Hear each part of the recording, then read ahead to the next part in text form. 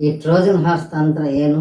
ಟ್ರೋಜನ್ಗಳು TRAI ಎಂಬ ಸಿಟಿ-ಸ್ಟೇಟ್ನ ನಿವಾಸಿಗಳು. ಪ್ರಾಚೀನ ನಗರವಾದ ಟ್ರಾಯ್ ಪ್ರಸಿದ್ಧವಾಗಿ ಟ್ರೋಜನ್ ಯುದ್ಧಕ್ಕೆ ಸಂಬಂಧಿಸಿದೆ. ಇದು ಇಂದಿನ ಆಧುನಿಕ ಟರ್ಕಿಯಲ್ಲಿದೆ.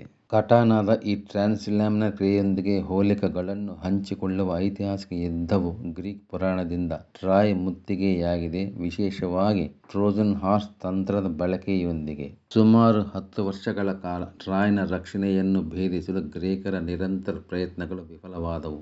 ಆಗ ಗ್ರೀಕ್ ಸೇನೆ ಕುತಂತ್ರದ ಯೋಜನೆ ರೂಪಿಸಿತು. ಗ್ರೀಕ್ ಸೈನ್ಯವು ದೈತ್ಯ ಮರದ ಕುದುರೆಯನ್ನು ನಿರ್ಮಿಸಿತು. ಅದರಲ್ಲಿ ಕೆಲವು ಅತ್ಯುತ್ತಮ ಗ್ರೀಕ್ ಸೈನಿಕರು ಅಡಗಿದ್ದರು. ಯುದ್ಧದ ಕೆಲವೇ ಗಂಟೆಗಳಲ್ಲಿ ಗ್ರೀಕ್ ಸೈನಿಕರು ದೈತ್ಯ ಮರದ ಕುದುರೆಯನ್ನು ಛೇದಿಸಿದರು ಮತ್ತು ಯುದ್ಧಭೂಮಿಯಿಂದ ಓಡಿಹೋಗುವಂತೆ ನಟಿಸಿದರು. ಟ್ರೋಜನ್ಗಳು ಯುದ್ಧದಲ್ಲಿ ದೈತ್ಯ ಮರದ ಕುದುರೆಯ ವಿಜಯವನ್ನು ಆಚರಿಸಿದರು. ಟ್ರೋಜನ್ಗಳು ಆ ದೊಡ್ಡ ಮರದ ಕುದುರೆಯನ್ನು ನಗರದ ಗೋಡೆಗಳ ಒಳಗೆ ತಂದರು. ಅವರು ಶತ್ರುಗಳನ್ನು ತಮ್ಮ ಅತ್ಯಂತ ಸುರಕ್ಷಿತ ಪ್ರದೇಶಕ್ಕೆ ಆಹ್ವಾನಿಸುತ್ತಿದ್ದಾರೆಂದು ತಿಳಿಯಲಿಲ್ಲ.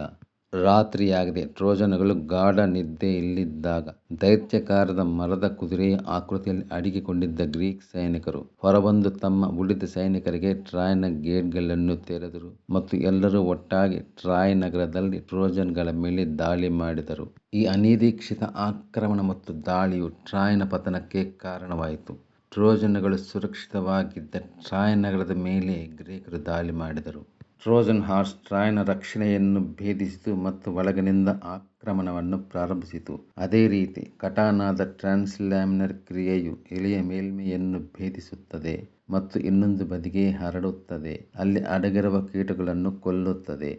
ಟ್ರೋಜನ್ ಹಾರ್ಸ್ ಮತ್ತು ಕಟಾನಾದಲ್ಲಿನ ಟ್ರಾನ್ಸ್ಲ್ಯಾಮ್ನರ್ ಕ್ರಿಯೆಗಳಲ್ಲಿನ ತಂತ್ರಗಳು ಪರೋಕ್ಷ ವಿಧಾನವನ್ನು ಒಳಗೊಂಡಂತೆ ಕಂಡುಬರುತ್ತವೆ, ಆದರೆ ಎರಡೂ ಸಂದರ್ಭಗಳಲ್ಲಿ ಅಂತಿಮವಾಗಿ ಶತ್ರುವನ್ನು ನೇರವಾಗಿ ಮತ್ತು ಸಂಪೂರ್ಣವಾಗಿ. ಈಗ ನಾವು ಉತ್ತರದಲ್ಲಿ ಪ್ರಯೋಜನದ ಭಾಗವನ್ನು ನೋಡೋಣ. ಟ್ರಾನ್ಸ್ಲ್ಯಾಮ್ನರ್ ಕ್ರಿಯೆಯೊಂದಿಗೆ ಎಲೆಗಳ ಇನ್ನೊಂದು ಬದಿಯಲ್ಲಿ ಅಡಗಿಕೊಳ್ಳುವ ಗುಪ್ತ ಕೀಟಗಳನ್ನು ಕೊಲ್ಲುವ ಮೂಲಕ ಕಟಾನಾ ಬೆಳೆಗಳಿಗೆ ಚೆನ್ನಾಗಿ ರಕ್ಷಣೆ ನೀಡುತ್ತದೆ ಮತ್ತು ರೈತರಿಗೆ ಚೆನ್ನಾಗಿ ಇಳುವರಿಗೆ ಕೊಡುಗೆ ನೀಡುತ್ತದೆ.